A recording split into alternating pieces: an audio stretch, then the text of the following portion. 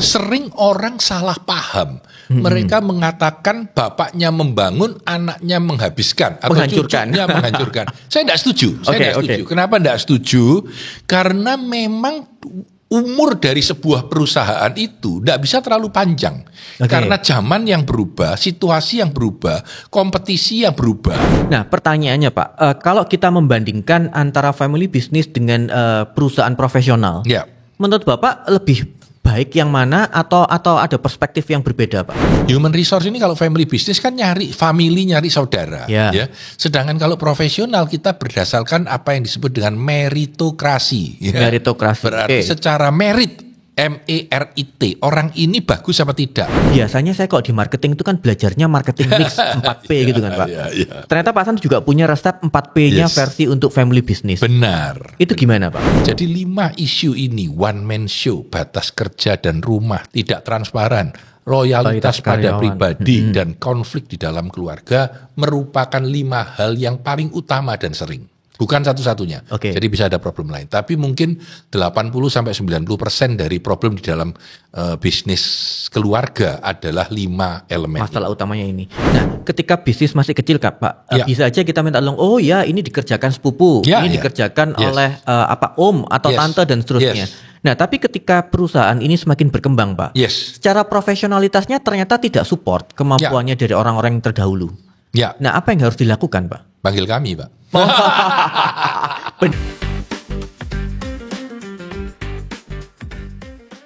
Mitra bisnis kalian, kembali kita bersama dalam sesi bersama dengan Business Wisdom Podcast bersama dengan saya Ronald, Senior Trainer BWI. Hari ini kita akan membahas dan berdiskusi dengan bos saya gitu. Ini topik yang sangat beliau senangi adalah mengenai resep sukses family business. Pak San, kenapa kita perlu untuk membahas family business? Saya sharing sedikit. Sebenarnya bukan yang paling saya senangi, tapi yang paling sering saya jumpai. Bedanya apa Pak, disenangi dan dijumpai? Nah, karena pengalaman saya ketika menjadi konsultan, ketika menjadi pembicara, saya berbicara banyak sekali tentang family business dan dianggap ini sangat relevan. Saya pernah bicara untuk BCA, kalau nggak salah pertama kali 5 kota, 7 kota, kayaknya 18 kota deh, kelilingan untuk bicara family business. Saya pernah bicara dalam public seminar mungkin lebih dari 5 kali, terus banyak bicara dalam diundang oleh family business untuk bicara tentang family business ini. Nah, kenapa family business ini powerful?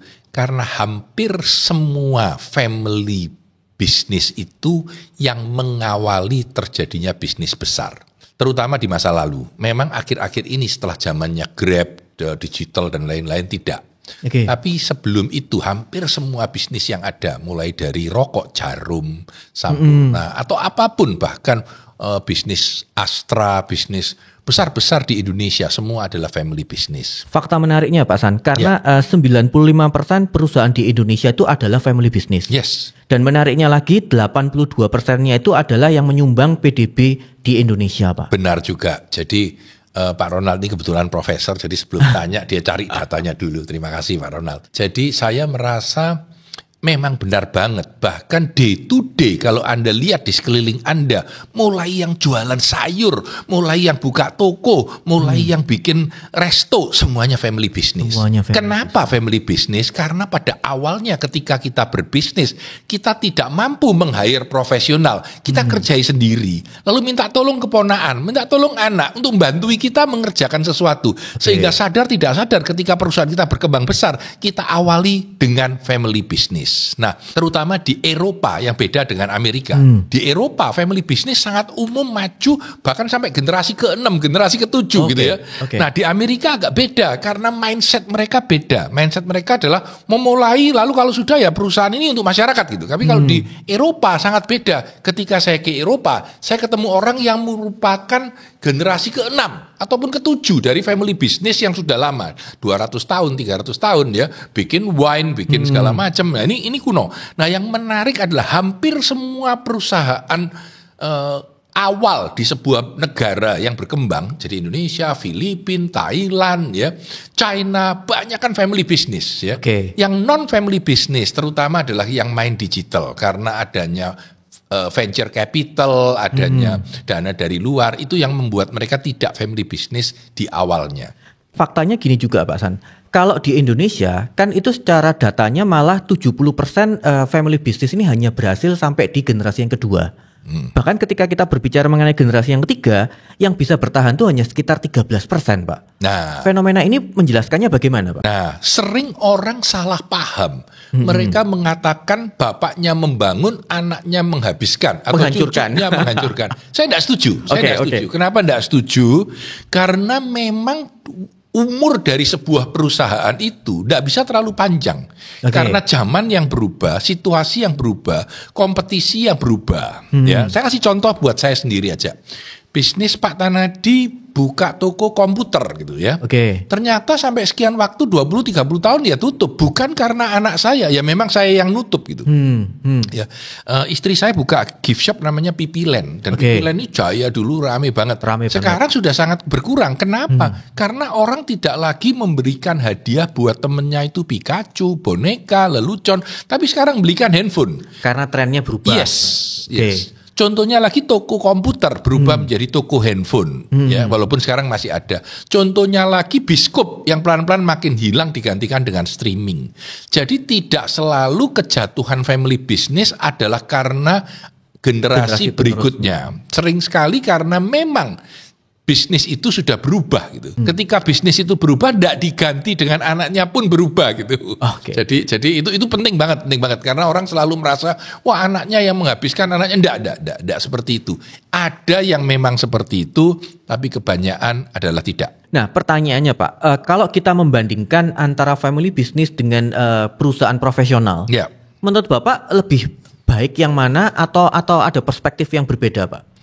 Perspektif yang berbeda. Jadi memang orang bilang profesional lebih baik. Saya tidak terlalu setuju. Memang profesional bisa lebih baik, bisa juga lebih buruk. Ya. Family business company itu banyak juga benefitnya. Ya, karena kita meng-hire keponakan sendiri, gajinya nggak terlalu tinggi, tapi nilai kepercayaannya bisa tinggi. Kenapa?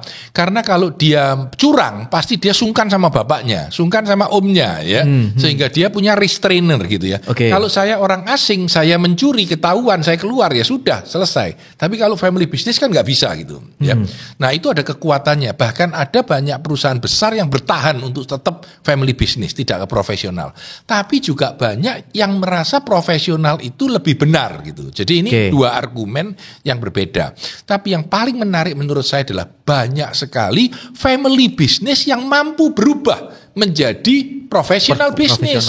Sangat banyak karena mereka mampu merubah mindset, cara kerja, proses dari family business menjadi profesional business. Contoh Astra dulunya family business, contohnya BCA dulunya family business. Contoh banyak sekali di Indonesia perusahaan-perusahaan hebat, perusahaan-perusahaan besar yang mampu berubah dari family business menjadi profesional business. Dan ketika menjadi profesional business, bisa saja tetap mereka family businessnya kuat, bisa saja dilepas kepada banyak profesional. Dua porsi ini macam-macam bedanya umum sekali. Contoh Sampurna, ketika dia menjadi family business, dia bisa berubah menjadi professional business. Bahkan ketika perusahaan tersebut dijual, itu yang sisa family business di dalam cuma 2 atau 3 orang saja. Sedangkan perusahaan rokok lain itu masih seluruh keluarganya masih di dalam. Dua-duanya juga berjalan dan dua-duanya baik. Yang menurut saya antara family business dengan professional business cuma beda aja sih. Beda gitu. Bukan berarti lebih jelek atau lebih baik. Nah, artinya ketika ada proses transisi Pak untuk berkembang dari family business menjadi profesional, hal-hal apa yang perlu diperhatikan Pak? Wah, ini banyak banget ya.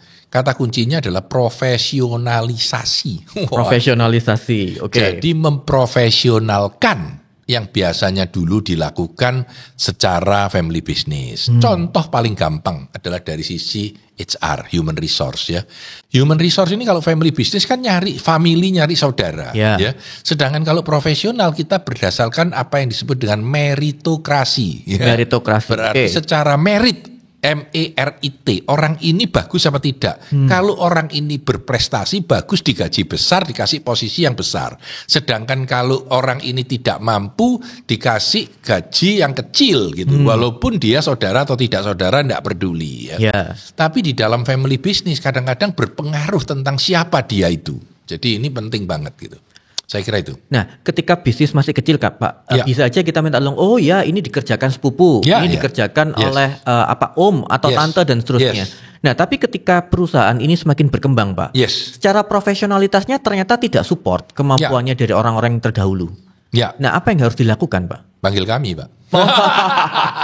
Benar sekali, harus menghubungi ke BWI. Hubungi BWI untuk training ataupun untuk consulting kita. Tapi menarik banget karena terakhir ini hampir semua perusahaan yang saya consultingkan itu selalu punya masalah family business. Benar. Karena core-nya di dalam intinya kan family business. Karena kalau disebut family business ini sebenarnya sangat paradoks ya. Family itu memerlukan hubungan darah, hubungan saudara, kepentingan bersama, kepentingan komunitas, kepentingan diri. Sedangkan profesional tidak peduli. Ya, Pokoknya mana yang paling menguntungkan buat perusahaan. Dua ini sebenarnya bertolak belakang. Rahasianya adalah bagaimana menemukan titik temu tengah yang bisa memuaskan kedua sisi. Tentu akan terjadi kompromi-kompromi yang perlu dilakukan. Oke. Contoh, anaknya kurang pinter, ditaruh di dunia marketing ternyata nggak bisa. Maka dia harus ditemenin orang lain. Tapi selalu ada solusi-solusinya yang bisa dibenahi dan dibuatkan supaya itu terjadi dengan baik. Problemnya, kalau itu tidak dibereskan dengan baik, sering terjadi perpecahan dalam family business yang contohnya luar biasa banyaknya. Nah, Pak San sendiri kan juga melakukan yang namanya family business. Boleh di-sharingkan Pak dengan berbagai macam bisnis yang sudah pernah dijalani, kemudian bagaimana cara melakukan family business yang dilakukan Pak San dan sampai sukses dan gagalnya seperti apa gitu Pak? Sebenarnya agak tidak sih jawabannya. Kenapa tidak? Karena bisnis dari orang tua saya dengan bisnisnya, dengan saya, dengan segala macam, itu tidak saya teruskan. Karena mereka jalan sendiri. Seperti tadi, karena zamannya. Contoh, dulu saya itu beli produk dari ibu saya di Surabaya untuk beberapa keagenan. Dengan berkembangnya bisnis, akhirnya mereka tidak membutuhkan ibu saya lagi. Maunya langsung dari pabrik. Ya. Sehingga bisnis dari ibu saya berkurang. Ya, ini contoh aja. Sedangkan Pak Tanadi karena entrepreneur, saya start up bisnis sendiri. Bangun bisnis sendiri. Yes, dan ada yang sudah tutup karena ketinggalan zaman. Ada yang masih terus ya. Dan apakah ini nanti akan terus dengan family business atau tidak, saya kembalikan pada kenyataan lapangan.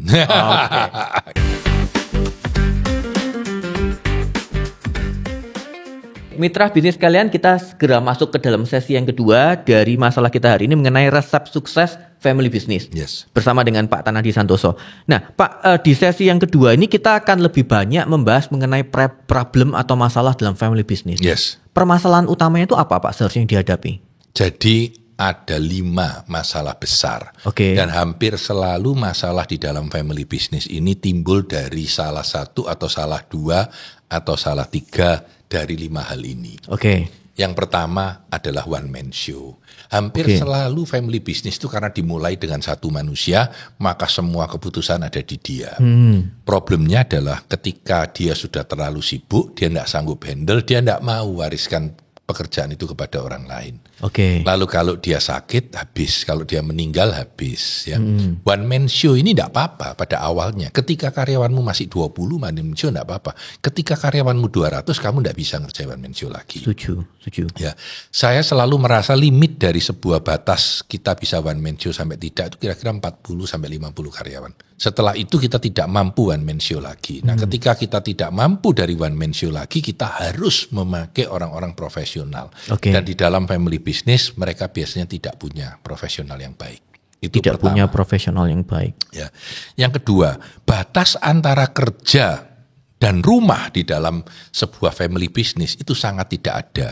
Jadi kalau dia di kantor sibuk, ya sopirnya rumah dipanggil, babunya dipanggil, kacungnya dipanggil kerja gitu ya. Kalau sopir kantor nganggur ya disuruh jemput anak. Nggak ada batasnya gitu. Antara duit rumah dan duit kantor sama. Bahkan ketika ditanya kamu tahun lalu profit apa tidak, nggak tahu Pak. Tapi rasanya profit karena aku bisa beli 2 mobil baru. Itu nggak ada batas gitu. Batasannya jadi uang rumah dipakai, uang kantor dipakai juga untuk rumah. Ini batas antara kerja dan rumah tidak ada. Ini problem kedua. Ya, sehingga ngantor itu ya sampai jam 11 malam pun masih bisnis dan ngantor di bahkan rumah. Kadang rumahnya sama kantor jadi satu. Sama jadi satu ya. Itu contoh.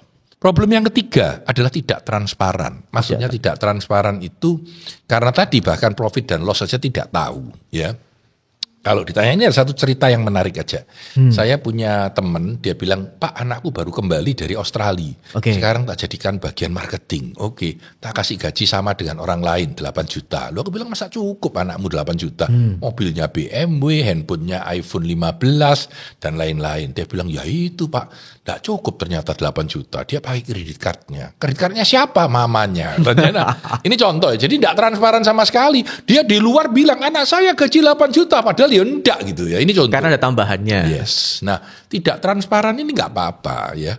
Orang kalau pebisnis tanya, kamu cuan enggak tahun lalu? Rugi, tapi beli rumah lagi, beli mobil lagi dan seterusnya.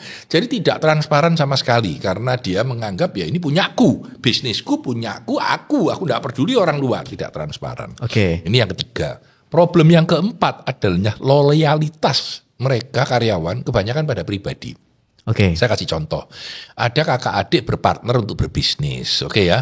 Lalu karyawan ini bilang, aku ini karyawan sang kakak, bukan karyawan sang adik, dan tidak mau membelain gitu. Jadi saya hanya membela pada orang yang menjadi bos saya, dan loyalitas terjadi pada pribadi ke pribadi, bukan pada role atau jabatan, bahkan bukan pada profesionalisme, tetapi kepada pribadi. Dan ini jadi problem ketika bisnis itu membesar. Kalau bisnisnya karyawannya 15 nggak apa-apa.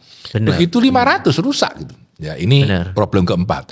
Dan problem yang kelima adalah konflik di dalam keluarga. Ini yang paling sering ya Pak? Paling sering. Kenapa? Karena biasanya keluarga itu mereka start, lalu mereka menikah, lalu punya anak, dan sang kakak punya istri, sang adik punya istri, berantem terus. Maunya sendiri-sendiri. Dulu waktu kakak adik saja, semua damai-damai saja. Ketika sama-sama punya istri, sama-sama punya pendapat, maka mereka berebutan. Ya, dan ini menjadi problem, menjadi konflik di keluarga. Ya, dan ini jadi problem yang besar banget. Lalu bersaing, keluar, bikin sendiri, berantem, dan seterusnya. Jadi 5 isu ini, one man show, batas kerja dan rumah, tidak transparan, loyalitas pada pribadi dan konflik di dalam keluarga merupakan 5 hal yang paling utama dan sering. Bukan satu-satunya. Jadi bisa ada problem lain. Tapi mungkin 80-90% dari problem di dalam bisnis keluarga adalah 5 elemen. Masalah utamanya ini. Nah, Pak tadi kan sempat disinggung ketika mau melibatkan anak dalam perusahaan. Yes. Nah, kalau menurut Pak San sendiri, sebaiknya anak ini ketika lulus kuliah kembali dari luar negeri langsung masuk ke perusahaan atau sebaiknya ngikut dulu ke orang luar, Pak? Nah, ini menarik. Keduanya bisa. Saya sudah melihat keduanya. Jadi artinya ada orang yang pulang dari kuliah, dia ikut dulu orang profesional 5 tahun, 10 tahun, baru kembali ke family business. Ada yang begitu pulang langsung ke family business. Ada yang masih nggak mau, bahkan nanti nunggu ayahnya hampir meninggal baru dia ikut ya. Menurut saya nggak ada rule sederhananya. Tapi anak-anak ini perlu tahu bisnis keluarganya itu apa secara mendalam. Ya, artinya dia tidak di situ tapi berkelipah di luar pun tidak apa-apa asal dia paham bisnis orang tuanya. Yang dikhawatirkan dia tidak paham sehingga ketika dibutuhkan untuk suksesi tiba-tiba dia masuk dan dia tidak ngerti apa-apa. Itu yang paling berbahaya. Nah, ini menariknya lagi Pak. Tadi kan ketika kita berdiskusi mengenai solusi, biasanya saya kalau di marketing itu kan belajarnya marketing mix 4P gitu kan Pak. Ternyata Pak San juga punya resep 4P-nya versi untuk family business. Benar. Itu gimana Pak? 4P sebagai solusi family business. P yang pertama adalah policy. Maksudnya begini, harus ada aturan main di dalam perusahaan itu untuk urusan keluarga. Contoh yang paling gampang, kakak dan adik jadi CEO dan marketing director, kerjasama. Aturan mainnya apa? Misalkan semua kredit card itu dibayar oleh kantor atau tidak. Kalau keluar negeri boleh bawa istri apa tidak? Boleh bawa anak apa tidak? Pakai bisnis kelas apa ekonomi kelas? Berapa biaya per hari untuk mereka makan? Dan seterusnya. Aturan main yang biasanya dipakai untuk profesional juga harus berlaku untuk family business punya pemain ya. Lalu misalkan anaknya kerja di bagian marketing. Kalau tidak jalan apakah perlu diganti? Apakah perlu dikasih target? Apakah harus dibatasi juga kekuasaannya? Karena bisa saja dia beli sama temennya dan temennya sudah untung dulu. Untungnya mereka bagi, contoh ya. Artinya harus ada policy. Ke arah profesional, Pak. Yes, harus ada aturan main yang paling gampang. Nggak usah bilang profesional dulu lah. Ada aturan mainnya gitu. Jadi supaya memudahkan membuat corporate governance yang lebih baik di dalam perusahaan itu. Yang kedua adalah P, namanya purpose. Nah, purpose ini bagaimana menciptakan sebuah purpose di dalam keluarga yang ikut di dalam family business itu supaya mereka memiliki yang benar gitu. Contoh, anaknya sudah tidak kerasa lagi bahwa bapaknya dulu bikin bisnis itu adalah untuk kesejahteraan keluarga, untuk menolong orang. Tapi karena anaknya sudah mulai ketika dia sudah kaya, dia tidak merasakan itu. Terus pokoknya ini ya kerja, cuan ya oke, tidak cuan ya tidak oke gitu. Tapi mereka tidak punya sense of purpose lagi. Jadi ada banyak keluarga itu family business diawali dengan sebuah tujuan yang lebih mulia, bukan sekedar cuan. Saya bikin ini supaya menolong orang-orang sekeliling saya supaya bisa dapat penghasilan, supaya mereka bisa bertumbuh. Ini purpose, sense of purpose-nya ada. Padahal di anaknya sudah nggak ada gitu. Maunya cuan apa tidak cuan gitu. Tapi Pak, kalau dalam perkembangannya purpose itu apakah boleh berubah dalam sebuah family business? Sangat boleh, sangat bisa berubah. Tapi inti dasarnya harus ada gitu. Contoh, kalau misalkan saya bekerja di dunia pendidikan, saya berharap anak saya juga merasa memiliki sense of belonging di dalam dunia pendidikan itu. Bukan memikirkan dunia pendidikan sebagai sebuah cuan atau rugi saja, tapi punya jiwa di situ. Contoh, bapaknya seorang dokter, maka anaknya harus paling tidak diajak diskusi bahwa menjadi dokter itu melakukan sesuatu untuk menolong jiwa orang-orang banyak. Jangan mikirkan komersialisasi saja. Ya, contohnya orang itu membuat sebuah pabrik, mungkin tujuan awalnya menciptakan lapangan kerja yang banyak. Sekarang nggak peduli, semuanya dikeluarkan karena mesin lebih murah. Itu juga harus dibalance gitu. Kira-kira sense of purpose-nya masih ada atau tidak? Yang ketiga, Pak. Yang ketiga adalah proses. Nah, ini menarik. Ini menurut saya yang paling penting bahkan. Proses. Jadi ada sebuah proses dalam family business. Contoh, setiap Jumat kita makan malam dan ngobrol dengan anak-anak kita tentang apa yang sudah terjadi. Contoh, 3 bulan sekali kita lihat perusahaan kita sudah maju apa tidak dan apakah ada perkembangan di situ. Contoh, apakah proses kita sudah memenuhi standar internasional ataupun standar nasional ataupun standar kelayaan sebuah perusahaan. Ya. Contoh, apakah kita sudah pernah diaudit semuanya? Ya, ini adalah proses dan proses ini harus menurut saya diatur dengan baik. Dengan adanya proses maka semuanya akan lebih transparan, lebih terlihat, lebih dipahami siapa yang baik, siapa yang kurang. Yang keempat ini parenting. Parenting itu artinya orang tua itu harus tahu bagaimana menjaga anaknya atau memelihara anaknya atau membuat anaknya menjadi bagian dari family business. Saya sering bilang kalau ada kerusakan atau pertengkaran di dalam family business itu 70% salahnya orang tua. Oh, kenapa Pak? Karena kalau anaknya salah, orang tuanya harus mampu menegur anaknya. Kalau dia tidak mampu lagi mengendalikan anaknya, berarti dia salah dalam memelihara anaknya. Kemudian Pak, kan banyak kasus yang seperti ini. Ketika orang tua ingin melibatkan anaknya dalam family business, tapi anaknya merasa tidak tertarik sama sekali dengan bisnis dari orang tuanya. Karena ketika diajak masuk itu, anaknya sudah besar, sudah tidak pernah diperdulikan, tiba-tiba dipaksa untuk masuk. Tapi kalau dia dari kecil diceritai dari umur katakanlah umur 5, umur 7 diceritai jadi dokter tuh baik, nak kita menolong orang. Ya, lalu umur 10, lalu dia waktu mulai kuliah diceritain bahwa jadi dokter. Ini loh papi ini nolong orang sehingga mau tidak mau anak itu terpengaruh dan dia ingin jadi dokter. Ya, itu contoh. Berbisnis juga sama. Kalau anaknya tidak pernah mulai, bayangkan ya, anak banyak sekali kawan saya, anaknya mulai SMP sudah di Singapura, SMA di Singapura, S1 di Malaysia, atau di Taiwan, atau di Australia, atau di Amerika, S2 di Amerika, jarang pulang, 4 tahun sekali pulang, tidak pernah lihat kantornya bapaknya. Lalu ketika lulus disuruh ngurus kantornya bapaknya, yang berada di daerah pecinan, tidak ada AC-nya, panasnya luar biasa, ketinggalan zaman, anaknya disuruh ngurus, tidak mau Pak. Tidak punya sense of belonging, tidak punya perasaan bahwa ini bisnis yang menarik, mendingan bikin cafe shop. Tapi juga ada kasus gini Pak, karena sudah melihat perjuangan orang tuanya jaga toko di pecinan, nggak ada AC, dia merasa bahwa masa depannya di mana? Padahal kalau kita jelaskan bahwa loh dengan toko ini sudah bisa menghidupin loh sampai bisa nyekolahkan anaknya ke luar negeri. Kalau ada konsep pemikiran seperti itu bagaimana, Pak? Penting untuk disadarkan baik orang tuanya ataupun anaknya. Disadarkan bahwa toko yang panas tidak ada AC-nya itu bisa diperbaiki jadi AC, jadi bagus, dan bisnisnya bisa lebih lancar bila mana dilakukan perbaikan manajemen yang lebih baik. Tapi memang sulit. Kenapa sulit? Karena biasanya orang tuanya keras kepala. Lalu anaknya semaunya sendiri. Karena anaknya mirip bapaknya, sama-sama keras kepala, terus berantem. Ya, ini contoh yang umum. Jadi menurut saya butuh kedua belah pihak untuk sama-sama mau duduk dan mendiskusikan bersama. Pak. Butuh kedua belah pihak plus butuh BWI sebagai konsultannya. Nah, Pak, ketika kita ingin mempersiapkan yang namanya generasi penerus, Pak. Kira-kira apa yang perlu dipersiapkan atau dilakukan oleh orang tua untuk mempersiapkan generasi penerus? Saya bicara problem dulu baru solusi. Problemnya adalah dalam suksesi. Ya, dalam suksesi. Dari sisi orang tuanya. Yang pertama, beda dalam budaya kerja dan cara berpikir. Kedua, orang tua itu selalu menganggap anaknya anak kecil. Dari dulu sampai sekarang dianggap anak masih usia 10 tahun, padahal anaknya sudah usia 45 tahun. Ya.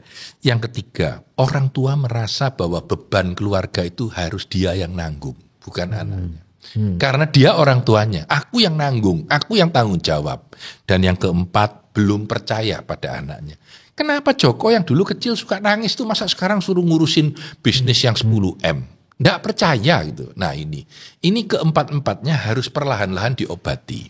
Dari sisi anak juga ada hal yang berbeda. Visinya nggak sama. Anaknya bilang ngapain aku panas-panas kerja di rumah. Padahal aku bisa ber-AC, duduk di Starbucks dan kerjain hal-hal yang work from home. Itu contoh. Kedua, anak-anak ini sering punya kesulitan dengan pegawai lama atau pegawai tua dari orang tuanya. Yang menurut sang anak tidak produktif. Dan mahal. Sekarang butuh orang baru. Ya. Dan ketiga, budaya kerjanya juga beda. Sang anak maunya tidur jam 1 malam, bangunnya jam 9. Sang orang tua maunya jam 8 sudah tidur, jam 4 bangun. Beda budaya. Kalau bisa bicara ya face to face. Sang anak WA cukup gitu. Ini contoh. Jadi perbedaan-perbedaan budaya. Dan buat sang anak ada sebuah problem besar yang jarang didiskusikan orang. Bayang-bayang orang tua. Jadi karena orang tuanya dulu kerja keras, sukses, selalu berharap anaknya nanti bisa sukses, bisa kerja keras seperti dia. Padahal zamannya berubah, orangnya berubah. Jadi anaknya tidak seperti orang tuanya. Dan ini beban buat sang anak. Nah, kedua pihak, orang tua dan anak, punya problem masing-masing. Sehingga ketika mau terjadi suksesi, sering kesulitan banget gitu untuk suksesi ini. Apalagi orang tua merasa ini bisnisku. Sampai umur 80 nggak mau dilepas gitu. Nah, anaknya sudah umur 55 gitu ya. Dan anaknya bingung, ini ntar diteruskan ke aku gimana caranya? Aku belum pernah lihat bisnis. Tidak ada succession plan yang baik. Tidak ada cara membimbing anak yang baik. Sehingga apa yang terjadi? Sulit terjadi komunikasi antara kedua hal ini. Apalagi paling utama biasanya anaknya keras karena bapaknya juga keras. Anaknya tidak mau bicara karena bapaknya juga pendiam. Nah, kedua ini menimbulkan magnet yang sama-sama positif sehingga bertolak belakang. Ya. Problem ini yang sering terjadi di dalam suksesi. Sehingga saya punya seorang klien yang bilang, Pak San, kalau kakakku masuk ke ruangan, papa keluar. Nggak mau satu ruangan. Kalau papa yang masuk ke ruang meeting, kakakku keluar. Nggak mau bareng sama papa. Padahal bisnis ini dikerjain mereka berdua. Gimana bisnis bisa lancar kalau mereka tidak mau bekerja sama? Sehingga obatnya cuma satu, Pak. Yaitu mau mengalah. Saya bicara dengan kalimat, meet me halfway. Temui aku di tengah jalan. Awas ditabrak truk ya. Tengah jalan. Artinya apa? Artinya saya mengalah, Anda juga mengalah. Sama-sama mengalah. Sama-sama mengalah. Supaya kita bisa tahu.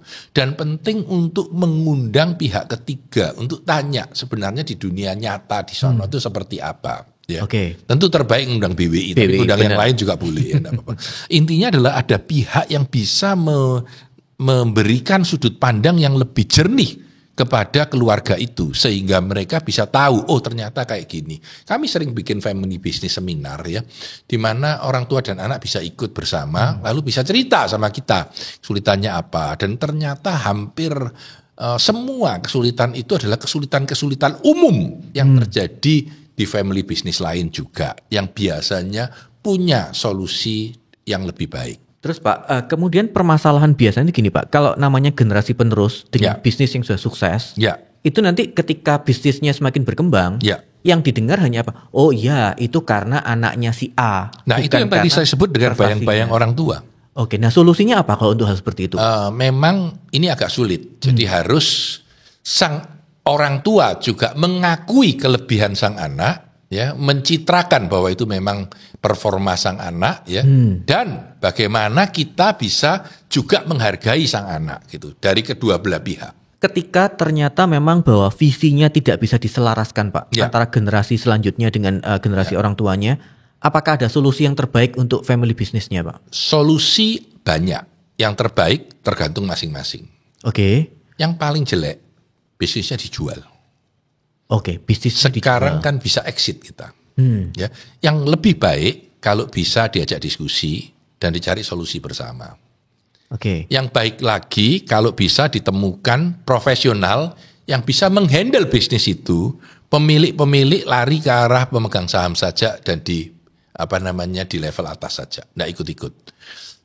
Tetapi yang paling terbaik, kita mampu membimbing dan mendidik mereka menjadi pemain family business baru yang lebih baik. Yang lebih baik. Nah, masalah menarik lainnya Pak, ketika itu hanya keluarga inti, ternyata kan tidak ada masalah. Ya. Nah, ketika mulai menikah, kemudian mulai masuk orang luar, semakin banyak muncul masalah. Ya. Nah, solusi terbaiknya kalau dengan kondisi yang seperti ini bagaimana Pak? Tadi itu punya policy yang jelas.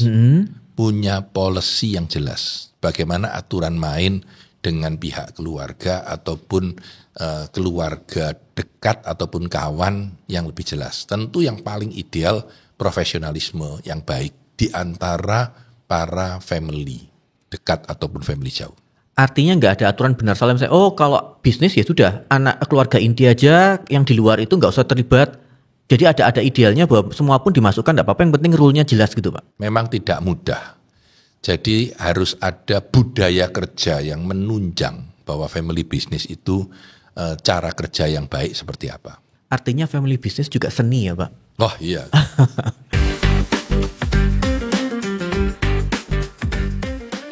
Mitra bisnis kalian, kita akan segera masuk ke dalam sesi yang ketiga untuk membahas mengenai family business. Nah, Pak Tanadi, tadi kan kita sempat membahas mengenai proses suksesi. Yes. Nah, menurut Bapak, bagaimana setelah proses suksesi terjadi, bagaimana memastikan bahwa ini bisa berlangsung dengan sukses, Pak?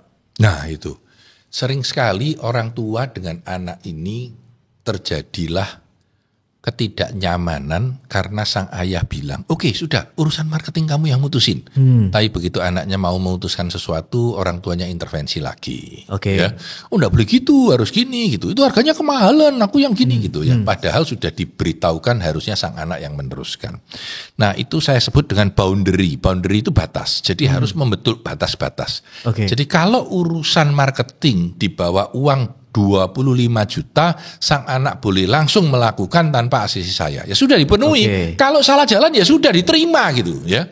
Sama orang tua, jangan marahi lagi gitu. Karena itu anakmu gitu ya. Makanya ada batasan 25 jutanya ya Pak, supaya resikonya nggak terlalu gede. Benar. Jadi ada sebuah aturan gitu yang bisa membuat orang itu merasa nyaman. Jadi misalkan, oke, kamu mau meng-hire orang, boleh silahkan. Kalau kamu meng-hire sampai level manager, ACC papa dulu. Tapi kalau kamu meng-hire yang bawah, enggak usah ACC papa, contoh. Langsung jalankan saja. Langsung jalankan saja. Jadi harus ada aturan-aturan atau boundary yang mengizinkan orang ini boleh apa, enggak boleh apa. Itu menurut saya penting banget, terutama ketika baru mulai, Pak. Baru mulai ya. Saya pernah tahu orang yang usianya sudah 55 tahun komplain sama saya karena untuk memutuskan urusan 10 juta saja harus ACC bapaknya. Padahal bapaknya sering di luar negeri. Ini contoh. Padahal ya sudah, kalau bapaknya meninggal ya urusan dia gitu. Tapi sampai sekarang nggak boleh gitu. Ya. Karena apa? Orang tuanya takut dengan post power syndrome. Nah ini problem juga. Jadi orang tua itu harus sadar kapan berhak melepas, kapan melepas kekuasaannya. Karena sang anak menunggu gitu. Ya. Contoh lagi, kadang-kadang bahkan sampai umur 55 anak itu gajinya berapa aja enggak tahu, bonusnya berapa enggak tahu. Ini berbahaya gitu. Karena tidak ada kejelasan dan anaknya bilang, "Sudah kalau gitu aku bisnis sendiri aja, enggak usah terus punya papi." Sampai kayak gitu. Apalagi kalau dia punya saudara yang tidak kerja tapi dapat duit yang banyak juga. Nah, ini aturan-aturan keadilan ini juga sulit di dalam family business. Nah, jadi kalau ditanya Pak, sebaiknya family business sebaiknya dituntun atau dibiarkan belajar dari melakukan kesalahan Pak? Dua-duanya benar. Dua-duanya benar. Jangan membuat kesalahan yang besar, tapi boleh belajar membuat kesalahan yang kecil supaya dia sadar sendiri. Oke. Tapi kalau risikonya besar nggak boleh. Makanya butuh boundary-nya tadi. Yes, Pak. yes. Nah, kemudian Pak, kalau kita berbicara mengenai family business dan ini kan topik yang memang lagi banyak dibahas Pak. Yes. Kita banyak mendengar mengenai yang namanya family constitution Pak. Ya. Apa menurut Pak Tanadi mengenai family constitution ini? 10 tahun, 15, 20 tahun lalu kata family constitution tidak umum. Ya. Sebenarnya family constitution adalah sebuah SOP yang dibikin oleh para keluarga yang harusnya diikuti oleh para keluarga yang menjelaskan tentang hak, kewajiban dan proses di dalam bisnis keluarga itu. Oke. Jadi semacam undang-undang gitu. Jadi kalau nanti saya sakit, siapa yang mutusin, kalau ini siapa itu dibuat. Ya. Dan family constitution ini baru mulai rame pada akhir-akhir ini.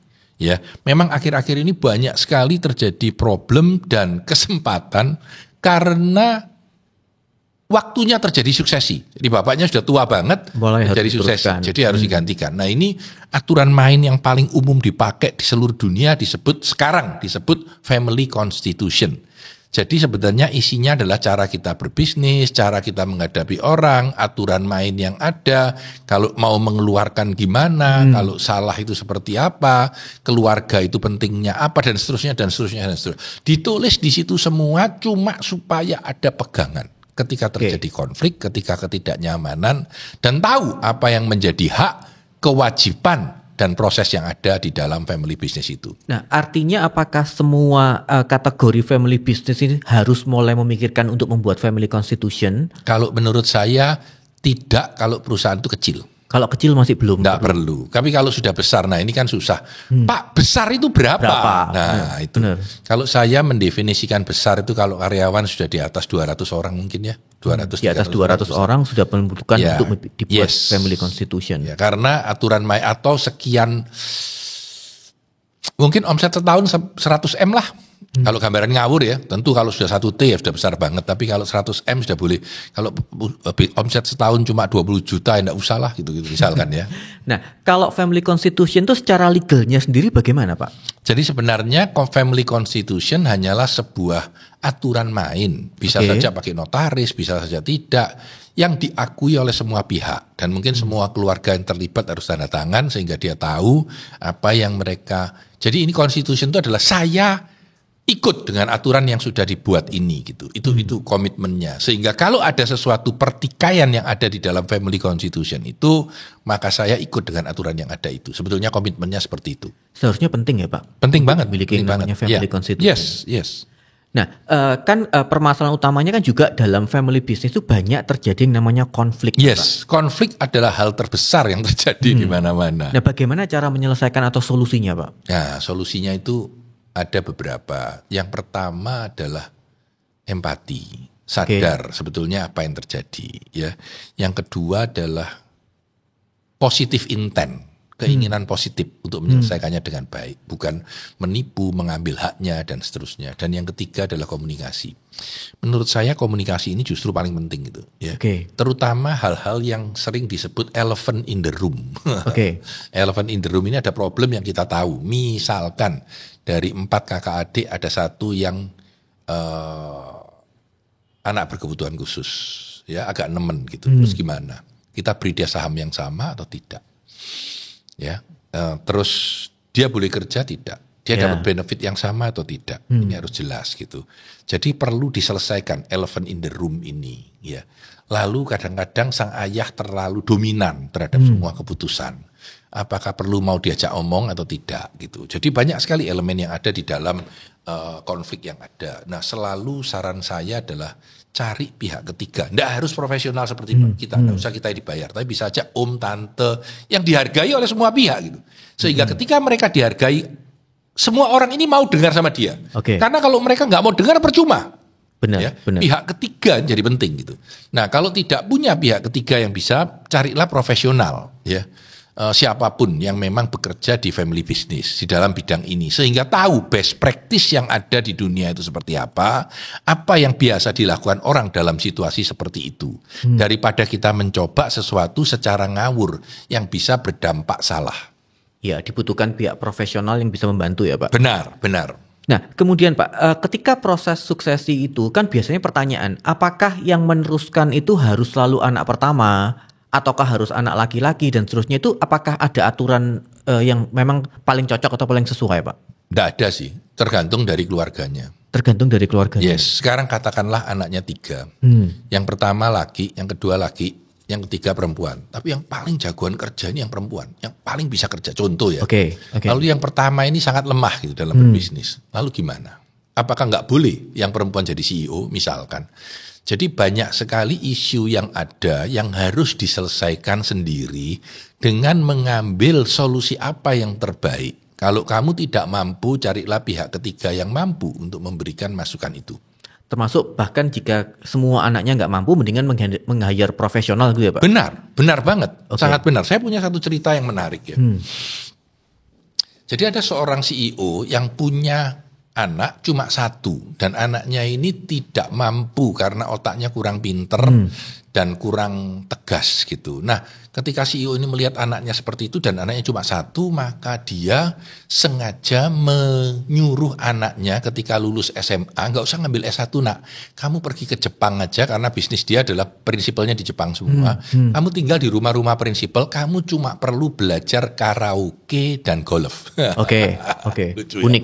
Jadi dia belajar karaoke dan golf selama 5 tahun, pulang ke Indonesia. Pada saat anak ini masih belajar di sana, setiap berapa bulan pulang sekali, dikenalkan dengan pebisnis-pebisnis.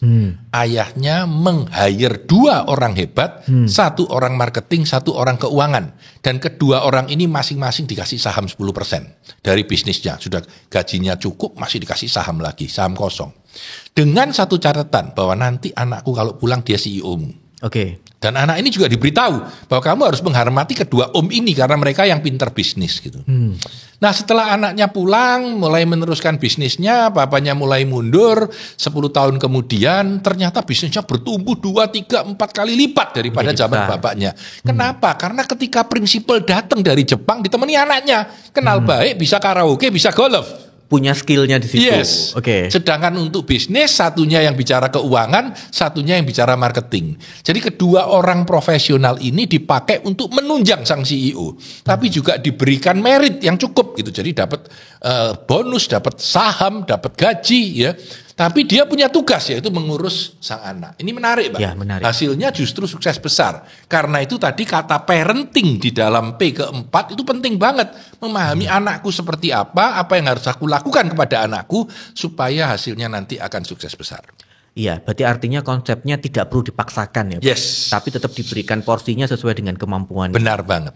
Nah, kemudian Pak, kan dalam family business ini banyak terjadi dalam tanda kutip pelanggaran-pelanggaran yang tidak sesuai dengan profesionalitas. Yes. Nah, apakah family pun juga harus punya ditegur, bahkan bisa dikeluarkan dari organisasi atau bagaimana Pak? Ya itu yang tadi dibicarakan di Family Constitution. Harus ada aturan main yang jelas. Oke. Tadi yang saya bicarakan dengan policy tadi itu. Jadi harus ada policy untuk itu. Seperti apa? Semuanya Yes. dituangkan dalam family constitution. Benar. Nah, menurut Pak San sendiri Pak, kedepannya Indonesia dengan perkembangan family business sendiri akan seperti apa Pak? Akan masih jauh lebih kuat family business itu dibandingkan bisnis yang non-family business. Oke. Dan masih akan terus berada dan masih akan terus bermasalah. Benar. Karena akan semakin banyak bermunculan startup, UMKM dan seterusnya ya Pak. Benar. Oke, sebagai bagian akhir Pak San, apakah ada ingin yang disampaikan kepada mitra bisnis kalian mengenai family business dan bagaimana untuk sukses dalam sisi family business Pak? Mitra bisnis, saya yakin semua family business punya problem sendiri-sendiri. Saya yakin banyak problem yang sangat berat yang dialami oleh kawan-kawan semua. Saya yakin problem itu beda satu sama yang lain. Tapi saya juga yakin bila mana kita mau melakukan yang terbaik, menyelesaikan persoalan yang ada di dalam family business dan bertumbuh bersama, maka family business akan merubahkan sebuah kekuatan hebat di dalam bisnis kita dan akan menguntungkan untuk family tersebut. walaupun begitu banyak problem yang ada dan harus bisa kita selesaikan. Saya Tanadi Santoso, sukses selalu untuk Anda.